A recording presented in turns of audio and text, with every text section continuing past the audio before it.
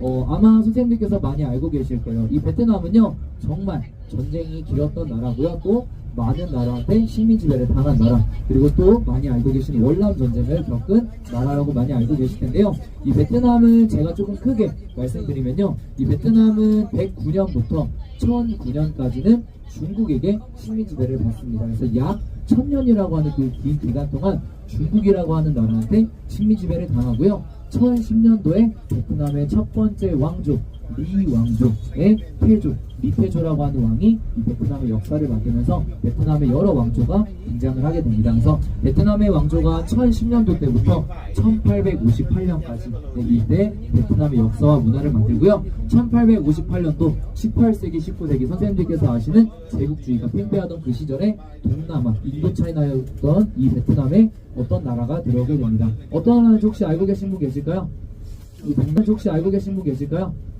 이 동남아, 인도차이나, 베트남에 들어온 다른 유럽 국가가 하나 있었죠. 선생님들께서 다 아시는 프랑스. 프랑스가 1858년부터 1940년까지 베트남을 약 100년 동안 식민지배하게 됩니다. 이 베트남에서 아무래도 좋은 나무도 있고 또 좋은 커피, 그리고 또 여기 좋은 물자들을 프랑스가 자기 나라로 가져가기 위해서 이 베트남을 약 100년 동안 식민지배를 합니다. 그래서 이 베트남은 1858년부터 1940년까지 이 프랑스한테 식민지배를 당하고요. 이 프랑스가 베트남에서 떠나게 되게 계기가 발생하게 되죠. 프랑스랑 독일이 세계대전, 2차 세계대전을 하고 나서 프랑스가 독일한테 패배하면서 이 식민지배권을 독일과 일본한테 뺏기게 됩니다. 그래서 40년도에 프랑스가 나가고요. 1941년도에 독일의 연합군이었던 일본이 다시 베트남에 와서 베트남을 식민지배해요. 그래서 베트남 사람들은 중국한테 1000년, 프랑스한테 100년, 그리고 또 일본한테도 식민지배를 당하게 되는데요. 일본한테는 짧은 3년도 안 되는 시간만 식민지배를 당합니다. 그 이유가 1903년에 선생님들 아시는 어떤 거? 히로시마 원자폭탄 사건으로 일본이 투항하게 돼요. 그래서 패배 선언을 하고 종전을 선언하게 됩니다. 그러면서 일본이 프랑스를 식민지배하다가 또 나가게 돼요. 그래서 베트남은 프랑스도 나갔고 일본도 나갔기 때문에 독립에 대한 열망이 더 컸을 거여서 우리 이제 독립을 하겠다라고 오늘 가시는 바딩 광장에서 1945년 9월 2일에 독립선언문, 이 나라의 국부, 또 이 나라의 주석, 또 이 나라의 독립운동가라고 불리는 호치민이라고 하는 주석 아마 한 번씩 들어보셨을 거예요. 그쵸? 호치민이 이 넓은 광장에서 하노이 시민 30여 명을 운집해놓고 여기서 독립선언문을 낭독을 하게 됩니다. 왜? 우리 프랑스로부터 독립을 하겠다라고.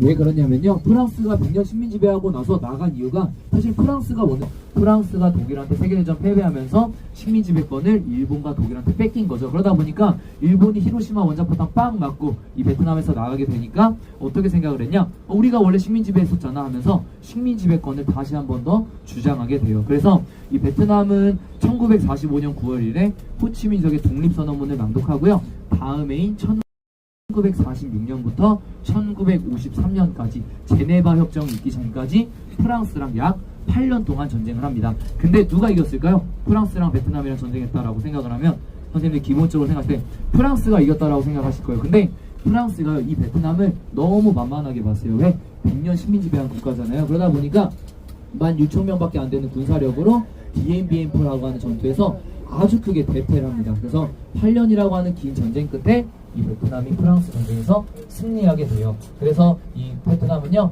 1954년도에 우리나라가 참가했었던 제네바 협정에 참가하게 됩니다. 왜? 독립을 하기 위해서. 근데 거기에 또 프랑스가 또 찬물을 끼얹죠. 미국과. 왜? 선생님들도 아시겠지만 이 베트남은 그 당시에 북과 남이 분단이 됐습니다. 우리나라랑 똑같이 1954년도에 제네바 협정, 우리가 했던 협정을 걸쳐서 이 베트남은 38도선이 아닌 17도선으로 북과 남이 분단이 돼요. 그 당시에는 북부는요 호치민이라고 하는 사회주의, 공산주의를 선택한 지도자가 있었고요.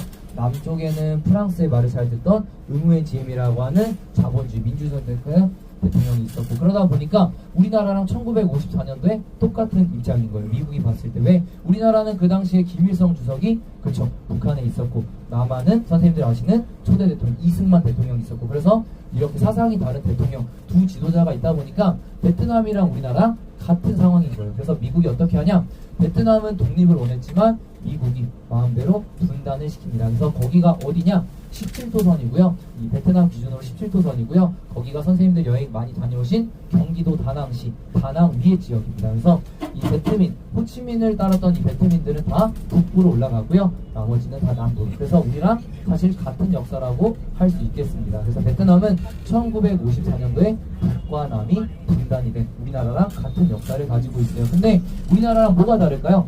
우리나라는 지금까지 그쵸 분단 국가고요. 이 미국말 잘 들으면서 국방비 내면서 아직까지 분단 국가예요. 근데 베트남은요 프랑스한테 100년, 일본한테 3년, 또 중국한테 1000년 식민지배 당했다 보니까 얼마나 이 독립에 대한 열망이 컸겠어요. 우리나라는 일제강점기 35년이잖아요. 그러다 보니까 이 베트남은 어떻게 하냐? 미국과 전쟁을 하게 됩니다. 그래서 그게 선생님들께서 아시는 월남 전쟁이죠. 그래서 1955년부터 1975년 4월 30일까지 약 20년이라고 하는 기간 동안 베트남은 사실 국제적 월남 전쟁을 겪게 되죠. 그러다 보니까 베트남은 75년 4월 30일까지 미국과 전쟁을 하게 되고요. 그 강대국이던 미국이 베트남만큼은 장려시키지 못해요. 그래서 아마 선생님들도 다 알고 계시겠죠?